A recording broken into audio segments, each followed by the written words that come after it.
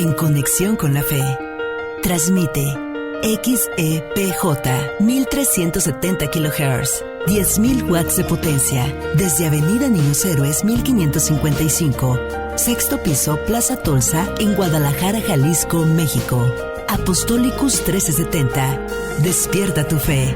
Una emisora de Radiorama de Occidente. Muy buenas tardes, les saluda con gusto Marisol Infante.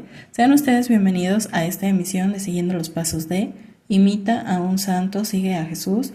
Agradezco el favor de su atención semana a semana en este programa dedicado a conocer la vida y obra de santos, mártires y doctores de la Iglesia Católica. ¿Qué tenemos preparado para este sábado? Bueno, el día de hoy seguiremos los pasos de San Enrique II. Además, en la sección Mexicanos en los altares, hablaremos acerca de San David Galván Bermúdez. Y hoy en la sección Un Paso Más, hablaremos brevemente de Santa Catherine Tecac Huita.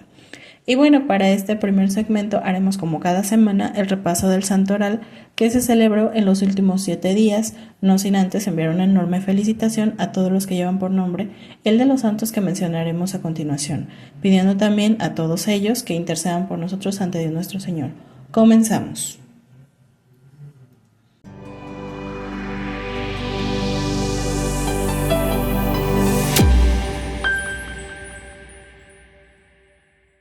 Cada 13 de julio se celebra a San Enrique II Emperador y bueno, como ya les mencioné, dedicamos este programa a él, así que hablaremos un poquito más a fondo más adelante.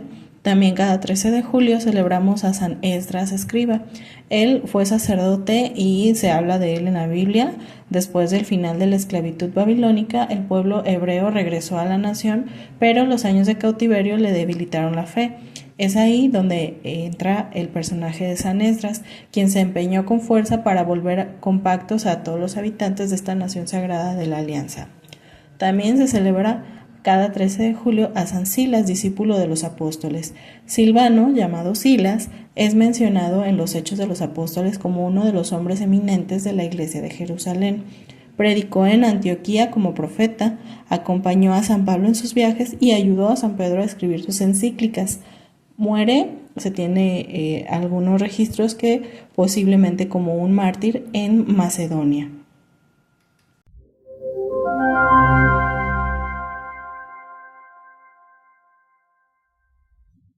Cada 14 de julio celebramos a San Camilo de Lelis, sacerdote fundador de los ministros de los enfermos. A él ofrece un mensaje particularmente actual porque estimuló en su momento a vivir la primacía de la caridad. En la encíclica De Caritae del Papa Benedicto XVI, él lo consideró a San Camilo Lelis como uno de los modelos insignes de caridad social, indicando que él es un ejemplo para todos los hombres de buena voluntad. También cada 14 de julio se celebra a Santa Catherine o Catalina Tecac Huita, el lirio de los Mohawks, como se le conoce, y que bueno, hablaremos de ella al final en el último segmento de esta emisión.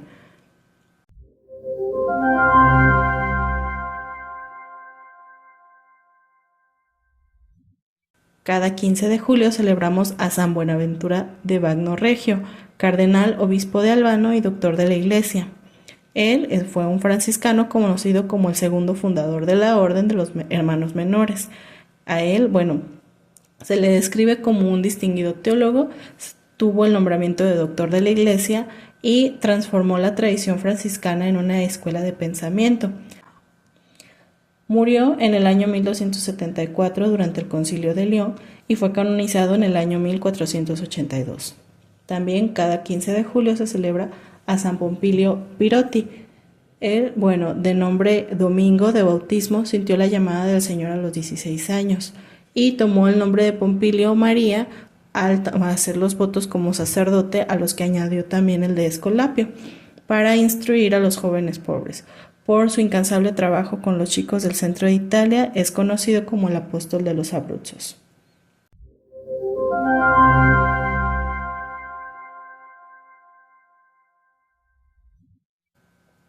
Cada 16 de julio se celebra a Santa María Magdalena Postel, virgen fundadora de las Hermanas de las Escuelas Cristianas de la Misericordia. Ella nació en Normandía, de nombre Julia, quien se dedicó a la educación de los jóvenes y al catecismo de los niños. Después del oscuro periodo de la Revolución Francesa, abrió una escuela en Cherburgo y en el año 1806 emitió sus votos bajo el nombre de María Magdalena. Y es ahí donde nace la Congregación de las Hijas de la Misericordia.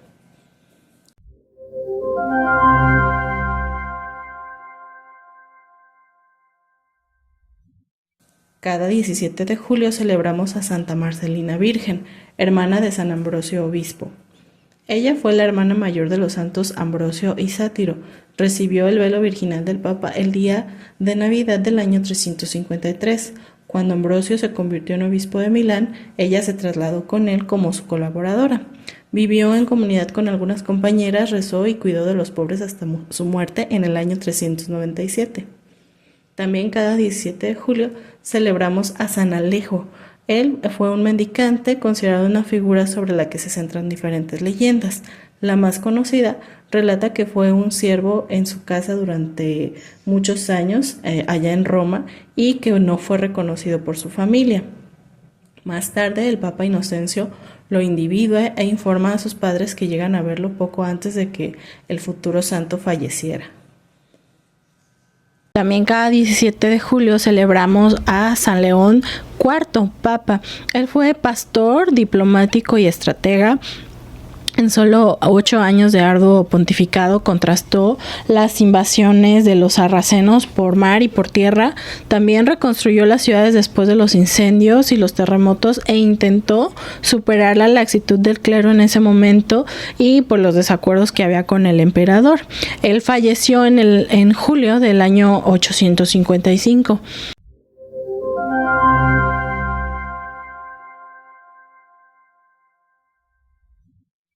Cada 18 de julio celebramos a San Emiliano, mártir de la Mesia, que él en la época del emperador Julián, el apóstata, alrededor del año 362, fue el vicario de la capital de Durostoro en Mesia, actualmente el territorio de Rumania, para restaurar el paganismo. Cuando él era joven, Emiliano, cristiano, volcó el altar y destruyó los ídolos para los sacrificios, por lo que, fue castigado y condenado al martirio, que fue como él falleció. También cada 18 de julio celebramos a San Bruno de Segni, obispo. Él, fue nombrado obispo de Segni por el Papa por haber derrotado la herejía de Berengario, que negaba la presencia de Cristo en la Eucaristía. Entonces también Bruno luchó contra la simonía, el nicolaísmo y antes de poder retirarse a la vida monástica en la abadía de Montecassino. Él falleció en el año 1123. También cada 18 de julio celebramos a San Federico de Utrecht. Él, fue elegido obispo entre el año 825 y 828. Él, luchó contra el paganismo, la costumbre también de los matrimonios incestuosos, porque eran arreglados independientemente del parentesco que tuvieran, si había algún interés de por medio. Entonces él luchó contra eso. También fue evangelizador de Frisia.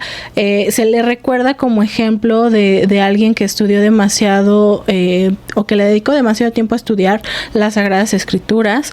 Él fue asesinado en un complot que nunca fue esclarecido en el año 838.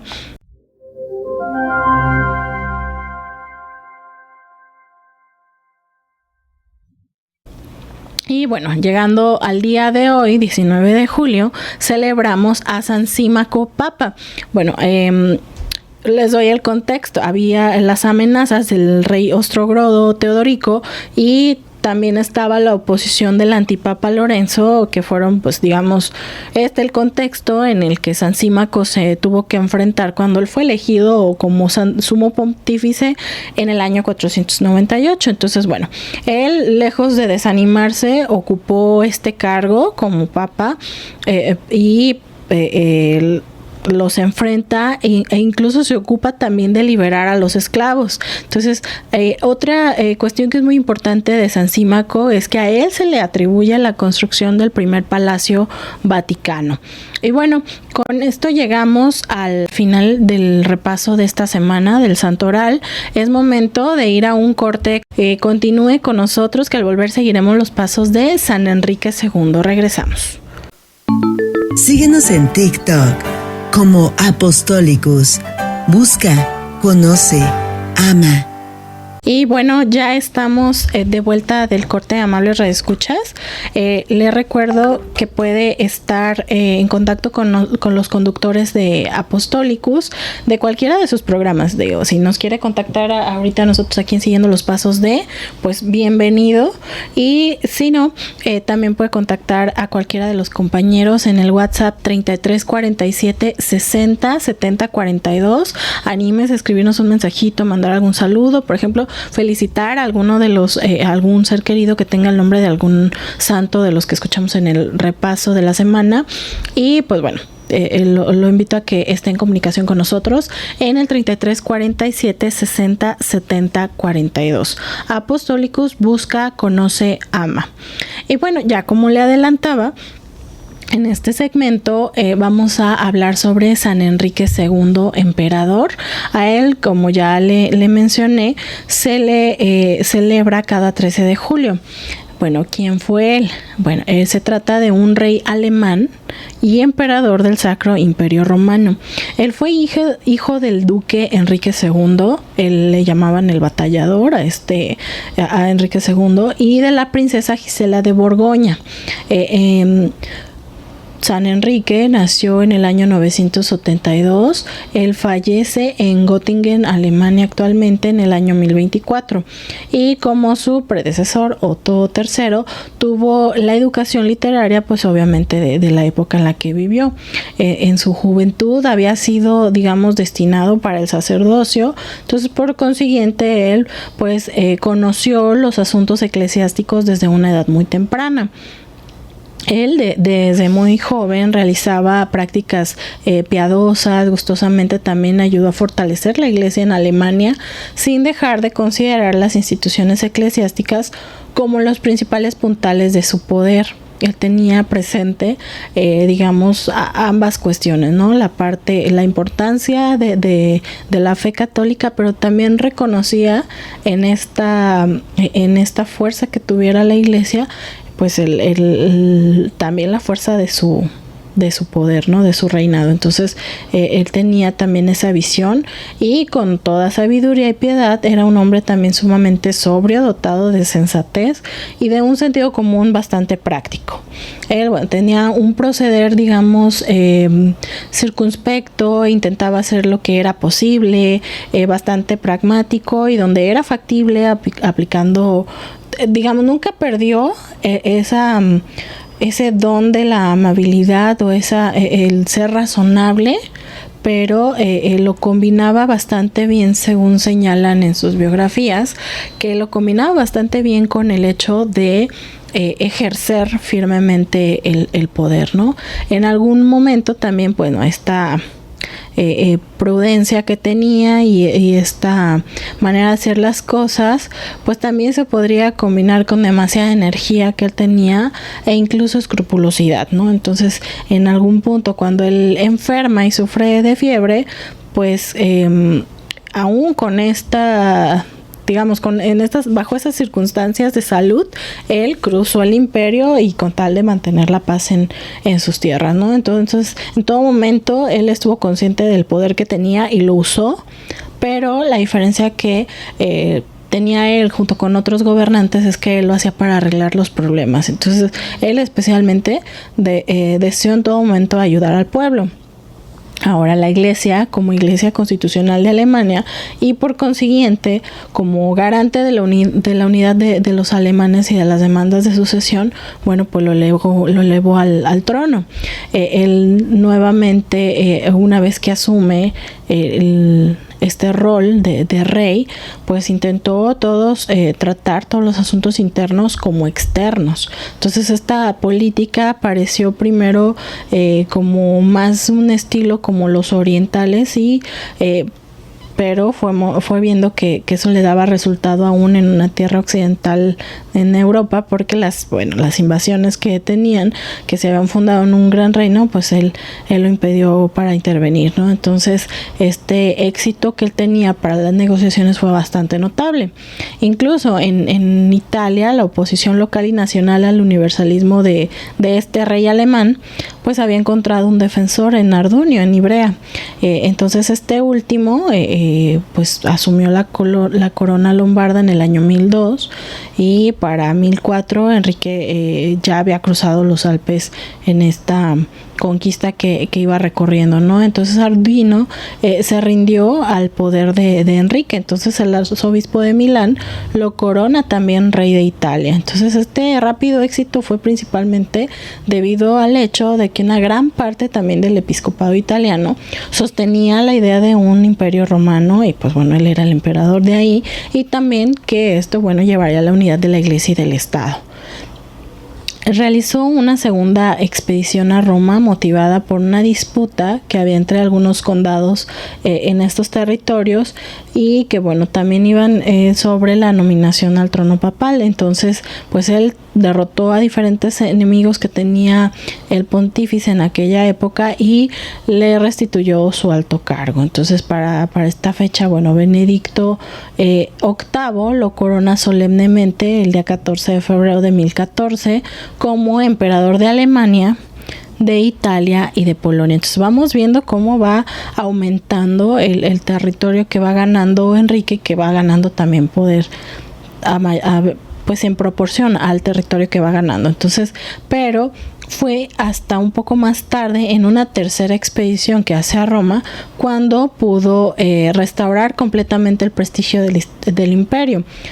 Sin embargo, antes de que esto ocurriera, bueno, le habían obligado a intervenir en Occidente porque había disturbios principalmente a lo largo de todo el noroeste. Entonces Lorraine causó grandes problemas. Los condes de Luxemburgo, que eran cuñados del rey, pues eran el corazón y el alma del descontento en aquel país, ¿no? Entonces también entre algunos otros personajes que aparecen en la historia es Adalberto, que se había nombrado obispo de Treveris por métodos no canónicos en el año 1003, y que pues al final no fueron reconocidos más que por su hermano Teodorico, que se había autonombrado obispo de Metz. Entonces vemos aquí que todo este tipo de situaciones eran en las que estaba en contra Enrique, que bueno, él, de acuerdo con su deber, pues no podía ser inducido a incitar cualquier política familiar egoísta. Entonces él pues estaba en contra de esto. Fue capaz de mantenerse por sí mismo en contra de estos condes de Luxemburgo, aun cuando eran sus cuñados, y pues también sufrió una gran pérdida de desprestigio a raíz de esto en el noroeste. Borgoña proporcionó una compensación al respecto, ya que bueno, el señor de ese país era Rodolfo, que para protegerse en contra de los vasallos se había aliado con Enrique, con el hijo de su hermana Gisela. Rodolfo pues era el tío de Enrique, ¿no? Y no tenía hijos, entonces dejó todo ese ducado a Enrique, y pasó a la posesión de los nobles en el año 1006. Entonces él tuvo que emprender diferentes campañas antes de que pudiera dar más fuerza a sus demandas. Entonces él, pues, aunque había hecho suficiente esfuerzo, se había empeñado demasiado, al final, con todo este desprestigio que tenía por aquella zona, por lo que había sucedido con sus cuñados, entonces pues no logra los resultados que había venido logrando previamente en los otros territorios, y entonces deja las reclamaciones que tenía sobre Borgoña a sus sucesores. Entonces, donde tuvo un poquito de mejor suerte, si cabe la palabra, fue pues bueno, en las partes centrales y orientales del imperio, donde de verdad pues sí ya tuvo otra clase de enfrentamientos, donde tuvo mayores éxitos, y que bueno, a pesar de las disputas, él salía triunfante. De hecho, llevó a cabo una medida que tenía que ver con esta aplicación del poder que le estaba haciendo en el año 1007, en la que, bueno, a pesar de que tenía una oposición enérgica contra el cambio que él proponía para la organización de la iglesia, bueno, el primer propósito de este nuevo obispado era la germanización de las regiones del Alto Main, un territorio en Alemania, donde, bueno, estaban pueblos eslavos que ya se habían establecido. Entonces, como una parte grande del contorno de estos territorios pertenecía al rey, pues él pudo dotar con riqueza las fundaciones de este nuevo obispado que él proponía, ¿no? Entonces, la importancia de la situación de esta zona era principalmente en el campo de la cultura, ya que promovió principalmente pues diferentes escuelas y la educación en aquella región. Entonces, por tanto, él pues confió en la ayuda de la iglesia para poder estar ampliando estas escuelas que estaban fundando, y pues también en contra del poder laico que estaba a su vez como sus enemigos. Entonces él pues llegó a ser bastante considerable en cuanto a la alianza que había recibido o que había generado ya con la iglesia, pero a pesar de eso no había dado, digamos, un poder, solamente estaba funcionando como aliada de la iglesia, pero sin hacer alguna concesión, porque se manejaba, como les decía, de manera recta, sin que pareciera que estaba favoreciendo más a alguna de las partes con las que él negociaba o que tenían que ver con los como parte de estos tratos que él hacía a favor de obtener mayores territorios. Entonces, él de todas maneras tenía una naturaleza, digamos, piadosa, y tenía bastante buen conocimiento de la cultura eclesiástica, como les decía, porque desde muy joven estaba destinado a ser sacerdote, pero pues bueno, la vida lo había llevado un poquito por otro lado. Entonces era el fondo de del espíritu que él tenía. Él dispuso incluso autocráticamente de los obispados. Bajo su regla, los obispos, a quienes exigió una total obediencia, pues parecían ser oficiales del imperio.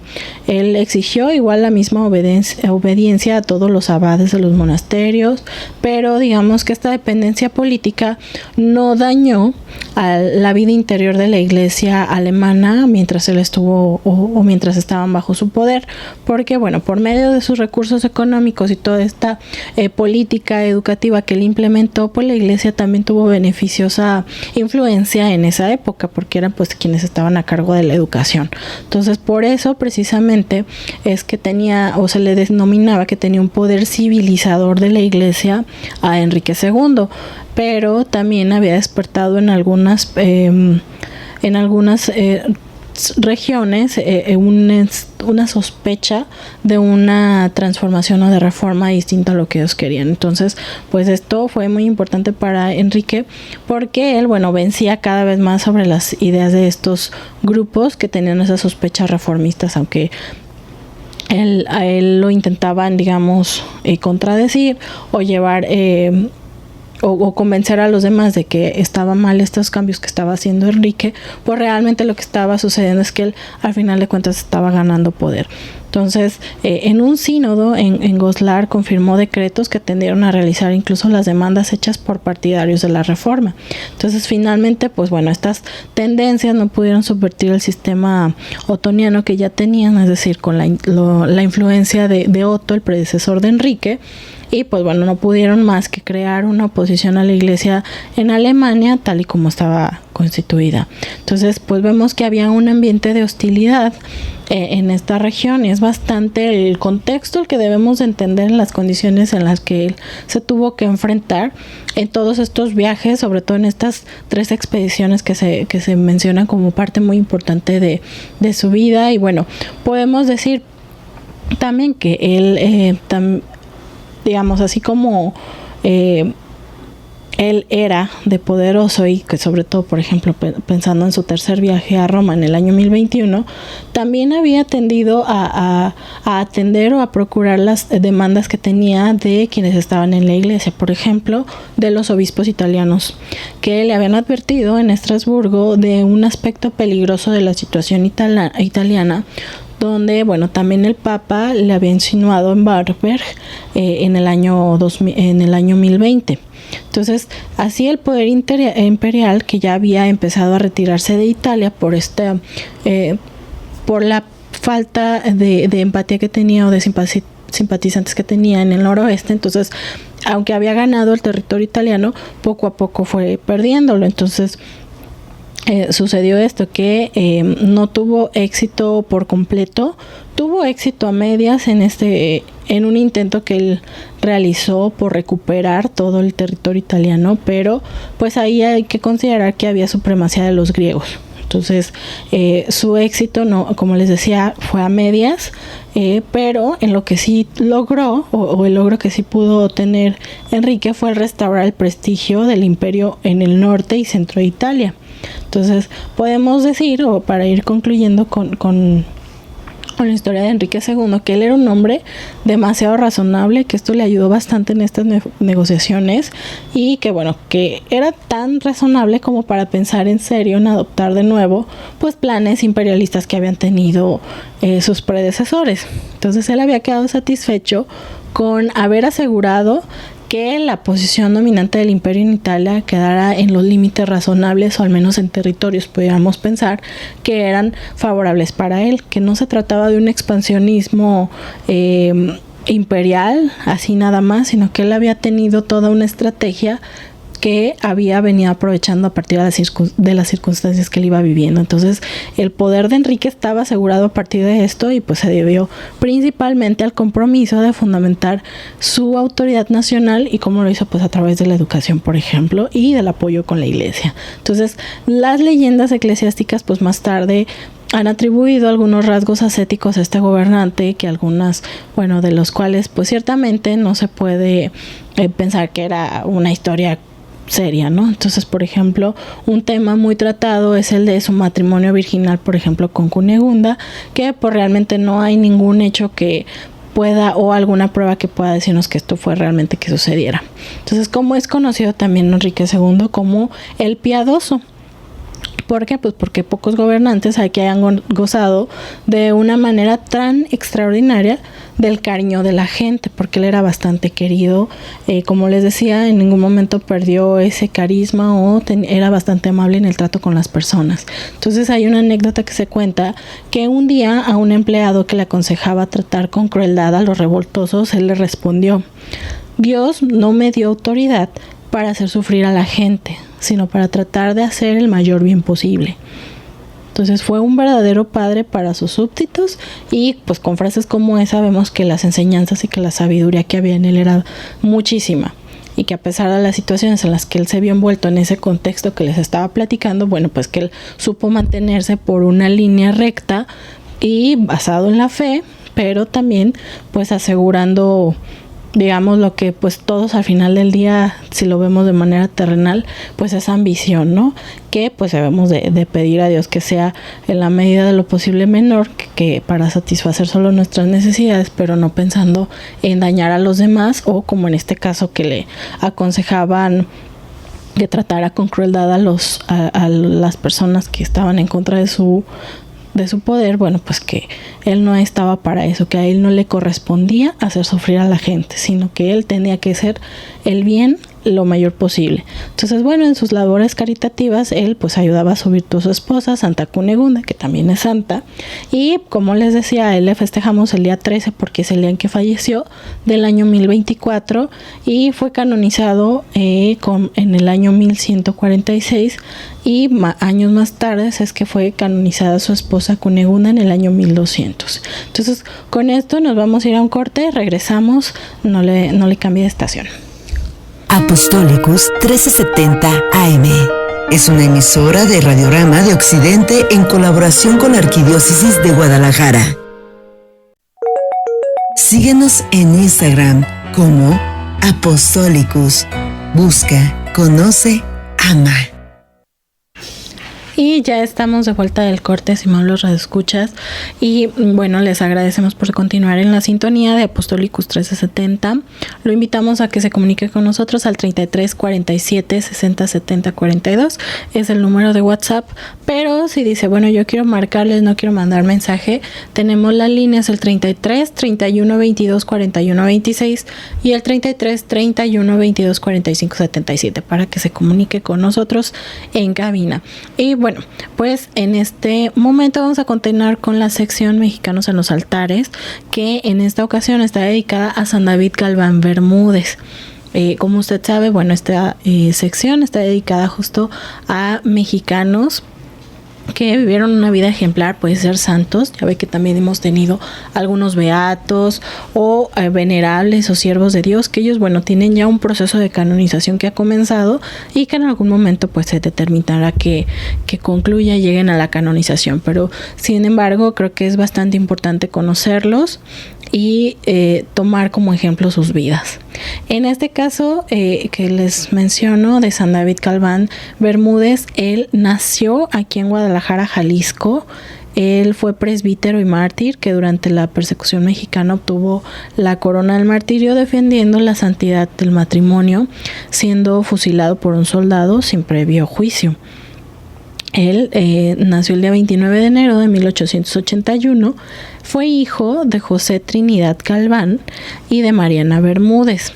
Ella, su mamá, Mariana Bermúdez, murió cuando, cuando David tenía 3 años de edad. Su familia, era muy pobre, por lo que desde muy pequeño ayudó a su padre, en un modesto taller de zapatería que él tenía. Desde muy pequeño formó parte del coro de infantes de la Catedral de Guadalajara. Con 14 años ingresó al seminario de Guadalajara, salió del seminario, trabajó 3 años en una zapatería, pero nuevamente sintió el llamado de Dios y volvió, pidió ser readmitido en el seminario y pues ya con un cambio enorme en su carácter. Él había ingresado en 1895 al seminario del Señor San José y pues como les mencionaba, lo abandonó alrededor de 5 años. De esos 5 años, 3 estuvo trabajando en una zapatería, como les mencionaba. Y durante este tiempo que estuvo fuera, el estilo de vida que él llevó, según se tiene registro, él sentía que iba descendiendo más y más. Y entonces cuando él se dio cuenta de ello, es cuando vuelve a reencontrarse con Dios y siente este llamado, y es que a los 21 años pide ser readmitido en el seminario. El prefecto general Miguel de la Mora lo sometió durante 1 año a pruebas rigurosas. Poco a poco el cambio en San David fue evidente. Ya no era, digamos, altanero o agreste como se le describía en esa primera época en el seminario, sino que al contrario, ya edificaba su aprecio, ya tenía una dedicación disciplinada a la oración mental y tenía bastante constancia en soportar las adversidades. Entonces, pues ya las aficiones mundanas que antes le seducían fueron dejando de dominarlo. Entonces, finalmente logra la ordenación como presbítero a los 28 años, el día 20 de mayo de 1909, y pues poco después se le confirma como superior del mismo seminario. Él tenía una gran caridad para con los pobres y los trabajadores, los hizo organizar y ayudar también al gremio de los zapateros, que como usted recordará al principio de su biografía, decíamos que él, aprendió ese oficio con su padre y en algún momento trabajó como zapatero. Entonces pues él, dentro de esa caridad, los ayudó a organizarse y a ayudarse entre ellos. También su labor en el seminario se vio interrumpida luego de que el arzobispo de Guadalajara, Francisco Orozco y Jiménez, disolvió el seminario a raíz de la detención de 120 clérigos. Hay que recordar que estamos hablando que en esa época era una época de persecución.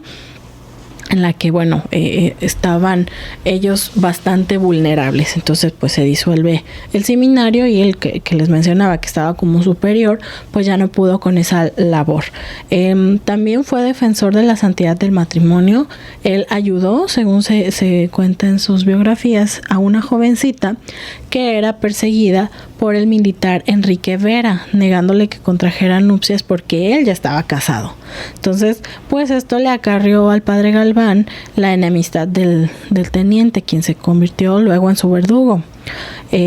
Cuando el padre Galván fue nombrado vicario de Amatitán, fue aprehendido por órdenes de este capitán, Enrique Vera, que pues por esta situación en la que le negó a casarse cuando ya estaba casado, pues él ya le tenía rencor. Entonces pues él fue un personaje de escasa moralidad y de profundos resentimientos contra el padre Galván por el impedimento de este matrimonio. Entonces pues cuando lo aprenden por órdenes de Enrique Vera al padre Galván, pues realmente el arresto carecía de sustento, razón por la cual el padre David recuperó su libertad. El sábado 30 de enero de 1915 se registraron en la ciudad violentos enfrentamientos entre huestes villistas y carrancistas. Entonces los presbíteros David Galván y José María Araiza se dispusieron a auxiliar a los moribundos y heridos que estaban en estos enfrentamientos. Entonces, cuando cruzaban el jardín botánico frente al hospital de San Miguel, fueron interceptados por Enrique Vera, quien ordenó el arresto de manera inmediata. No sé, de por sí ya le guardaba rencor, pues ahora al encontrárselo ahí, pues con mayor razón hizo lo posible por arrestarlo. Los carrancistas del regimiento 37 pusieron a los sacerdotes a disposición de las autoridades militares. Las legislaciones de Enrique Vera, bueno, pues arrancaron porque sin un juicio previo, él dispuso que tenían que llevar a cabo la pena de muerte. No obstante, hubo un oportuno indulto que salvó la vida del padre Araiza. Sin embargo, no corrió con la misma suerte su compañero, el padre Galván, porque él sí fue remitido a la calle Coronel Calderón, junto a la banda del cementerio de Belén. Ahí, bueno, pues frente al pelotón de fusilamiento y sin perder la entereza, el padre Galván distribuyó los objetos de valor que él portaba. Él no quiso que le vendaran los ojos y frente a los encargados de ejecutarlo, se señaló serenamente el pecho para recibir las balas y sus últimas palabras fueron para sus verdugos, justamente para quienes lo iban a fusilar, y les dijo: les perdono lo que ahora van a hacer conmigo. Hoy nos vamos a comer con Dios. Entonces, pues imagínense, ¿no? Qué fuerte que antes de morir todavía tenga la bondad, la caridad de perdonar a quien está a punto de quitarle la vida. Entonces habla de cómo era el padre Galván, ¿no? En junio de 1922, los restos del padre David Galván fueron depositados en un templo que en ese entonces estaba en construcción, que era el más cercano al lugar donde él sufrió el martirio, que actualmente es la parroquia de Nuestra Señora del Rosario, que está ubicada en el barrio del Retiro. El padre David Galván, hoy San David Galván Bermúdez, fue beatificado y canonizado por el Papa Juan Pablo II. Y pues bueno, ¿qué podemos reflexionar sobre su vida? Creo que si usted recuerda, cuando nos visitó el licenciado Javier Vega, nos platicaba de algunas características comunes en los mártires, y una de ellas era justamente esto, ¿no? El pedir perdón, o no pedir perdón, sino el perdonar, aunque no le pidieran perdón en ese momento, quienes lo estaban a punto de asesinar. Y que si nosotros nos ponemos a pensar en los diferentes ejemplos que hemos visto de los mártires, todos ellos, sin excepción, que además es una cualidad para ser considerados mártires, es eso justamente, el perdonar a quienes les hicieron daño. Lo vimos la semana pasada también con Santa María Goretti. Ella perdonó a su agresor antes de fallecer, al famoso Alessandro, al jovencito que incluso logró su conversión. Entonces eso eso habla de la importancia del perdón, que muchas veces decimos, pues yo no tengo nada que perdonarle, y es muy común y no está bien dicho, ¿no? Yo no perdono, que perdone Dios. No, también nosotros tenemos que perdonar, también nosotros tenemos que hacer ese ejercicio. Uno, porque además también nos da a nosotros mismos paz.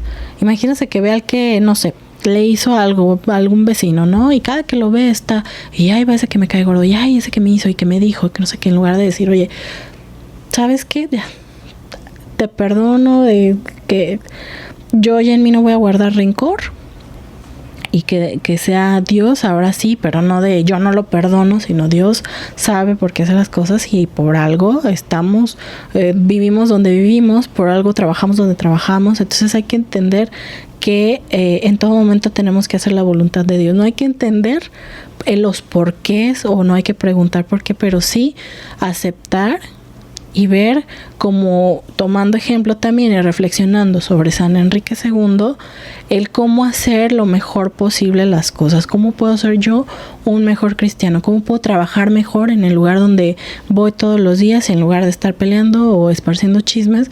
Pues, ¿qué puedo hacer mejor, no? ¿Cómo puedo hacer yo el mayor bien posible a los demás? Entonces, esa sería la invitación a todos los que nos están escuchando, empezando por la que habla, a buscar eso, ¿no? El hacer lo mejor posible todo lo que hagamos, y también a perdonar a quienes nos hagan daño en algún momento, porque pues a nadie nos sirve estar en esa condición y a todos nos ayuda el vivir en paz. Entonces, con esto vamos a ir a un corte.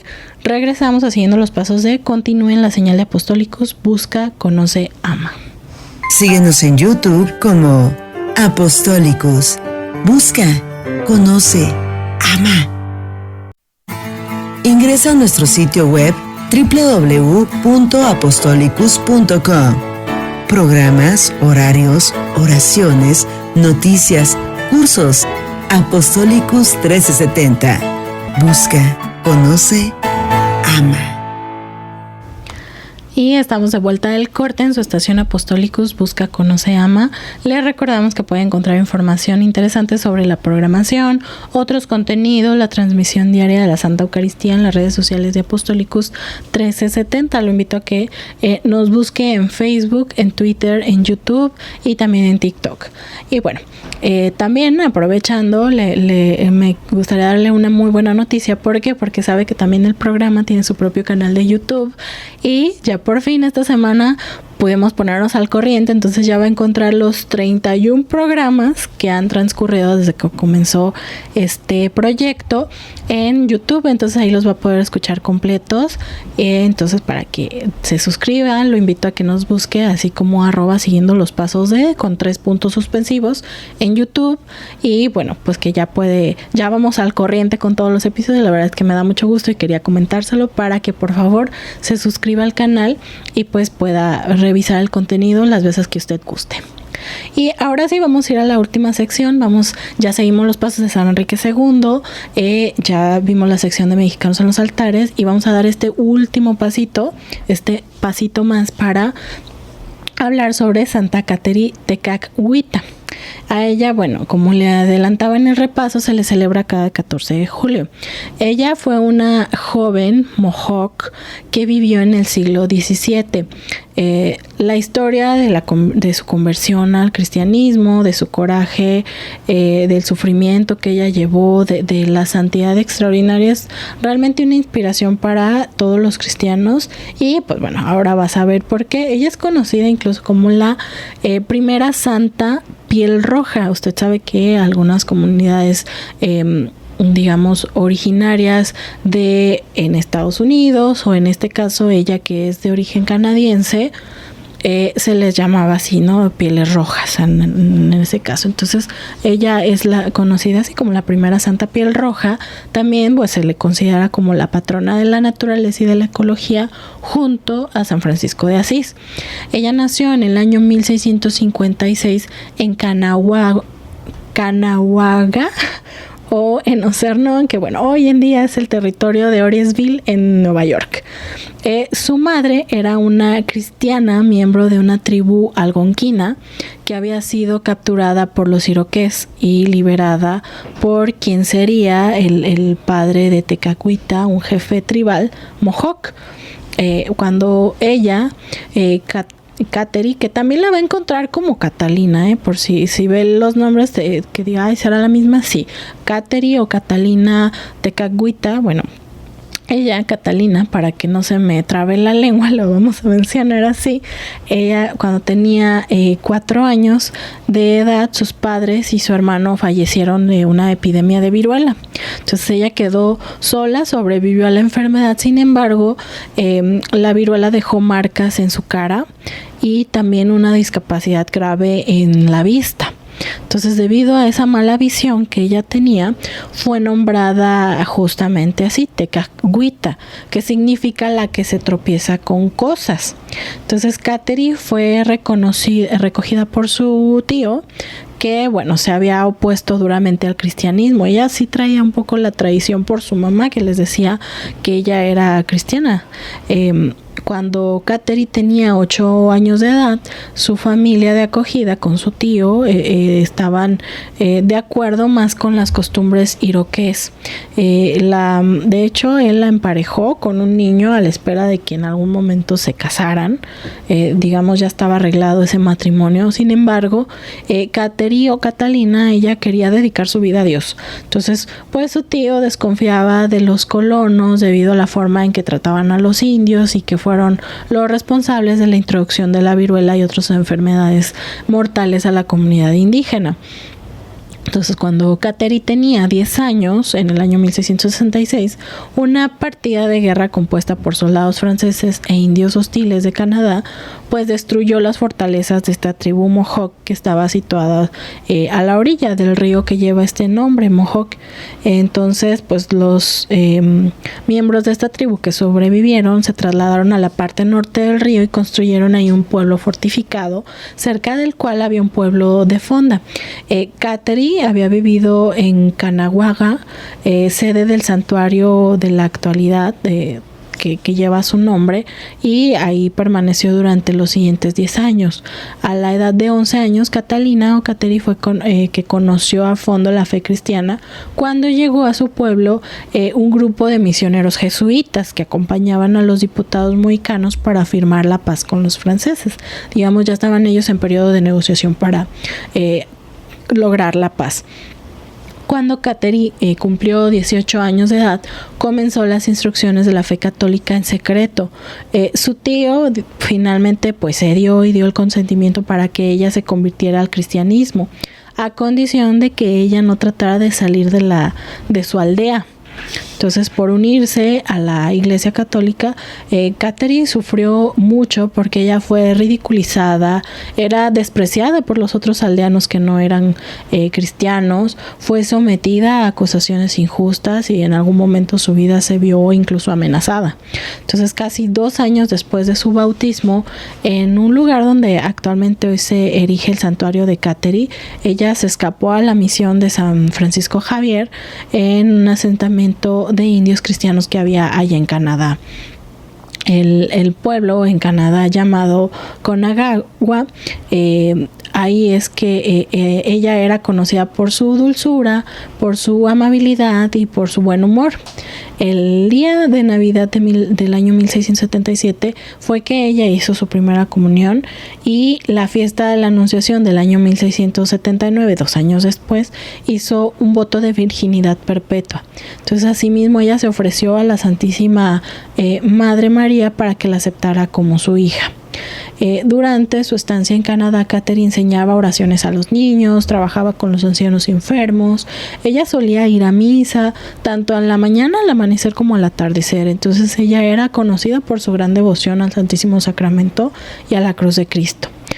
Durante los últimos años de vida, Kateri soportó un gran sufrimiento de una enfermedad grave. Ella falleció el 17 de abril del año 1680, poco antes de cumplir los 24 años, y fue enterrada allá en Caughnawaga, Quebec, Canadá. se tiene la tradición que las últimas palabras que ella dijo fueron Jesús Konoronkwa, que significa Jesús te amo. Antes de su muerte, Kateri prometió a sus amigos que ella iba a seguir amando y orando por ellos desde el cielo. Entonces, tanto los nativos americanos como los colonos de inmediato pues comenzaron a orar por su intercesión celestial, ya que ella pasó de ser una chica que era ridiculizada por sus creencias a ser reconocida como una jovencita con una gran virtud. Entonces, pues bueno, al poco tiempo fue que se desarrolló inmediatamente una devoción enorme por ella. También hay una historia que indica que durante la última etapa de su enfermedad pues estaba bastante deteriorada. Sin embargo, informaron que Kateri al momento de fallecer, a los pocos minutos de haber fallecido, las marcas que tenía en su cara, si recuerda, al principio le decía que fue lo que le quedó, digamos, las secuelas de la viruela, que desaparecían por completo cuando ella falleció, y que su rostro se veía resplandeciente, con encanto radiante, ¿no? Y que de hecho muchas de las personas que tenían alguna enfermedad cuando ella falleció a su funeral, fueron sanadas. Entonces, pues de ahí fue que también estalló esta devoción por ella en aquellos lugares.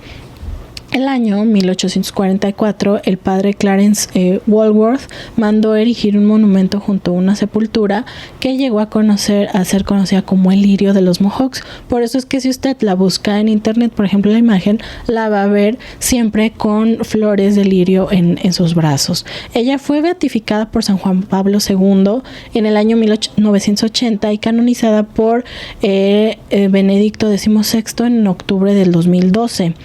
Si bien, bueno, en Estados Unidos y Canadá su fiesta se celebra el 14 de julio, como es que la estamos celebrando nosotros, también en otras partes del mundo se le recuerda el 17 de abril porque es el día en que ella falleció. Entonces, bueno, con esta breve historia de Santa Kateri es que llegamos al final de la emisión del día de hoy. Le agradezco mucho por habernos acompañado. Le recuerdo que puede estar en contacto con nosotros a través del Facebook, YouTube o Spotify, siguiendo los pasos de. Agradezco el apoyo en esta ocasión a la señorita Román en los controles. Lo esperamos con gusto nuevamente la próxima semana en punto de las 2 de la tarde. Una servidora, Marisol Infante. Lo invito a que continúe en sintonía de Apostolicus 1370. Hasta pronto. Comunícate con nosotros. Llámanos al 33 31 22 41 26 y 33 31 22 45 77. Apostolicus. Busca, conoce, ama.